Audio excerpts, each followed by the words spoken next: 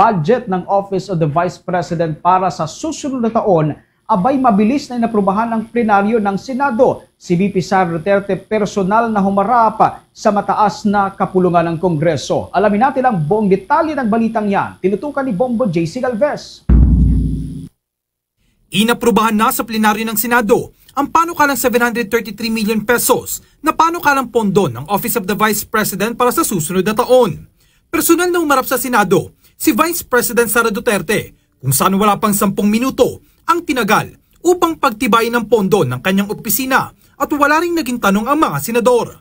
Nagmosyon si Senador Ronald Bato de la Rosa na aprubahan ng pondo ng opisina ng Vice Presidente kung saan sinigundahan din ni Senadora Cynthia Villar na kapwa malapit sa mga Duterte. Bago ito, hiniling ni Senador Christopher Bongo na ibalik ang tinapyas na 1.3 billion pesos na pondo ng OVP. Ito'y para makapagtrabaho ng maayos ang opisina ng Vice Presidente. Kaya po nananawagan po sana ako sa mga kasamahan natin dito na sana po ay madagdagan o maibalik ang pondo po na naaprubahan sa NEP for 2025 para naman po makapagtrabaho ng maayos ang ating Vice Presidente na parte po ng executive branch of the government. Para naman po para naman meron tayong working Vice President at hindi lang po spare tire. Gusto naman po magtrabaho ng ating Vice Presidente. Huwag ho nating pilayan ang gustong magtrabaho. Sa totoo lang po, ang daming opisina na mas malaki pa ang budget kaysa OVP, pero underperforming.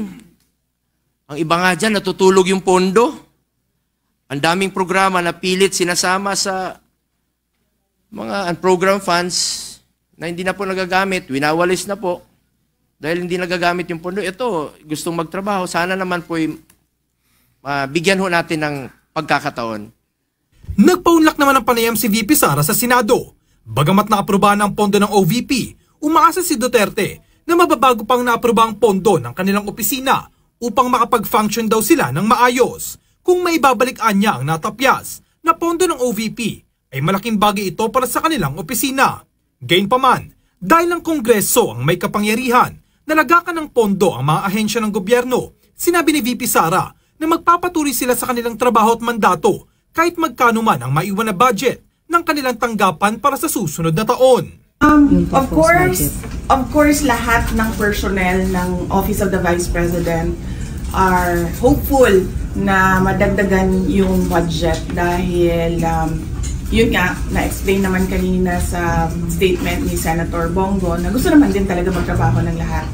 And kung walang budget, walang project, wala din silang gagawin.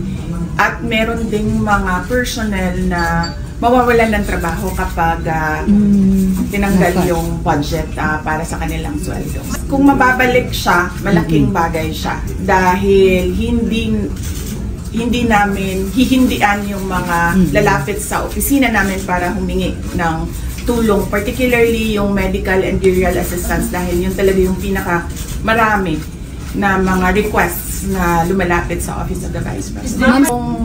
Ano yung pleasure ng Congress, both House of Representatives and Senate, yun na yung masusunod. As I said, that they have the power of the purse, so kami, susunod lang kami kung ano yung bibigyan ng budget. Nagpasalamat si Duterte matapos na aprubahan agad ang panukalang 733 million pesos na pondo ng kanilang opisina para sa 2025. Nagpapasalamat po kami sa ating Senate of the Philippines sa kanilang pag-accommodate and sa kanilang actions sa aming Office of the Vice President budget. Para sa Bombo Network News, ako si Bombo JC Galvez nag-uulat para sa #1 and most trusted radio network in the country, Bombo Radio Philippines, Basta Radio. Bombo!